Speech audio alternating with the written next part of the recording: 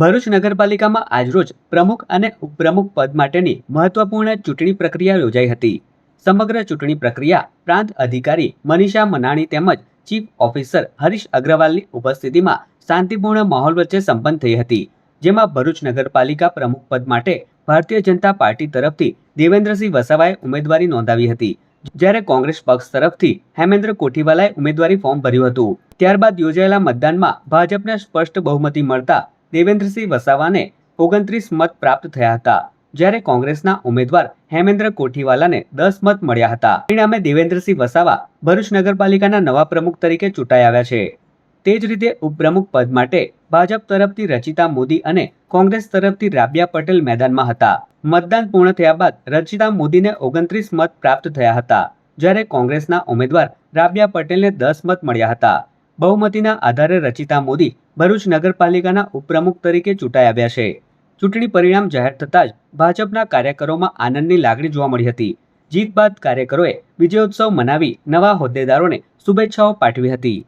લોકલાડીના માનવંતા ધારાસભ્ય શ્રી રમેશભાઈ મિસ્ત્રી સાહેબ, અમારા સમાજના મોભી સાંસદ શ્રી મનસુખ વસાવા સાહેબ, સંગઠનના મહામંત્રીશ્રીઓ, સંગઠનના વડીલશ્રીઓ દ્વારા આજરોજ બોર્ડની મિટિંગમાં મારી પર વિશ્વાસ મૂકીને પ્રમુખ તરીકેની નિમણૂક કરવામાં આવી છે. હું સૌનો ખૂબ ખૂબ આભાર માનું છું. ભરૂચની જનતાનો ખૂબ ખૂબ આભાર માનું છું.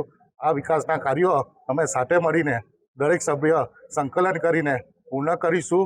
એ જ અભ્યર્થના. ભારત માતા કી જય, વંદે માતરમ, જય જય ગરવી ગુજરાત. પ્રમુખ બન્યા પછી તમે કોને પહેલા પ્રાથમિકતા આપશો?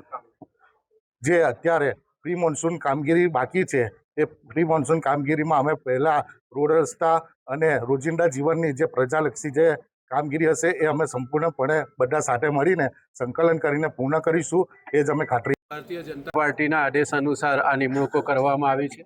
છેલ્લા 31 વર્ષથી ભરૂચ શહેરમાં ભારતીય જનતા પાર્ટીનું શાસન છે. ફરીથી 5 વર્ષ માટે ભરૂચ નગરના મતદારોએ ભારતીય જનતા પાર્ટીના નગરસેવકો ઉપર વિશ્વાસ રાખ્યો છે.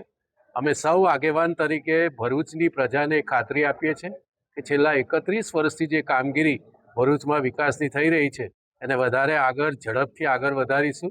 અમને વિશ્વાસ છે અમારા જે 29 સભ્યો અને ભરૂચ નગરપાલિકાના ભરૂચ શહેરના કુલ 44 સભ્યો આ બધા ભેગા મળીને ભરૂચ શહેરની સમસ્યાઓના ઉકેલ માટે છેલ્લા 31 વર્ષથી જે પ્રયાસો કરીએ છીએ એને વધારે ઝડપથી સક્રિયતાથી આગળ વધારીશું અને ફરીથી ભરૂચની જનતાનો વિશ્વાસ સંપાદન કરતા રહીશું. ઉપપ્રમુખ, કારોબારી સભ્ય, શાસક પક્ષના નેતા અને દંડકની નિયુક્તિ માટેનો જે મેન્ડેટ આવેલો છે અને સૌએ એને ખૂબ જ ઉત્સાહપૂર્વક સૌ ચૂંટાયેલા સભ્યોએ એને વધાવી લીધેલો છે. સૌને ખૂબ ખૂબ અભિનંદન.